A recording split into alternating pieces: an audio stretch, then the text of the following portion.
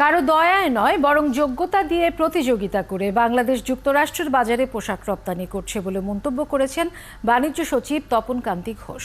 রবিবার সচিবালয়ে সফররত যুক্তরাষ্ট্রের বাণিজ্য প্রতিনিধির সাথে বৈঠক শেষে সচিব আরও জানান, বাংলাদেশ শুল্কমুক্ত বাজার পাবার সিদ্ধান্ত ফেডারেল সরকার নেবে। এছাড়া অন্যান্য পণ্য রপ্তানিতেও বাংলাদেশ আগ্রহী বলে জানান তিনি। অন্যদিকে বাংলাদেশের শ্রম অধিকার নিশ্চিতে নতুন শ্রম আইনে আরও কিছু বিষয় যুক্ত করতে যুক্তরাষ্ট্র পরামর্শ দিয়েছে বলে জানান তপন কান্তি ঘোষ।